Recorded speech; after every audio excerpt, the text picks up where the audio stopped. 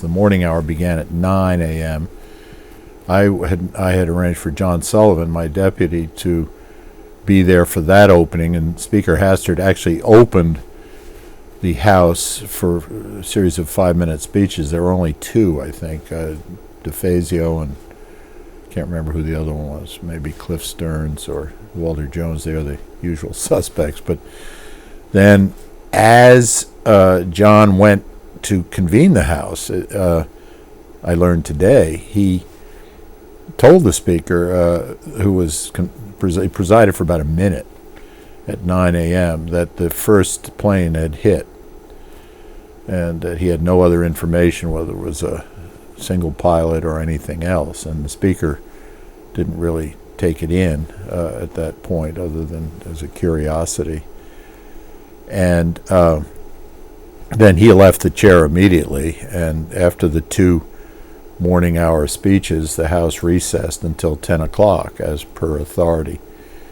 But 10 o'clock was the fixed reconvening time, and during that 9:15 period, I was driving in, and I heard on the radio that the first plane had hit, and it seemed like a total anomaly. I don't think any of us patched anything together, certainly on the first hit, and assumed it was going to be business as usual, the House reconvening at 10. Well, then in the 9:15 or so time frame, the second building was hit, and that started a series of events, the House having recessed until 10 a.m., and the House having invited a guest chaplain to do the opening prayer.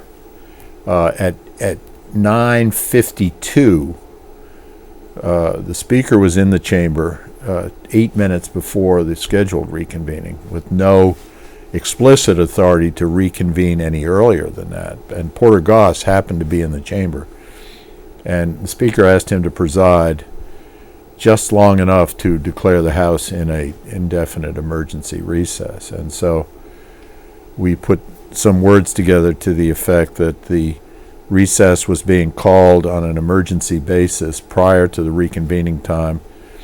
He recognized the guest chaplain, who just said the guest chaplain, didn't even recite his name, who gave a one-sentence prayer, knowing of the danger the country was in. He knew of the second attack, the chaplain did, and it was a very perfunctory prayer. And then Goss immediately declared the recess, which lasted for 24 hours and 10 minutes until the next morning, the 12th, at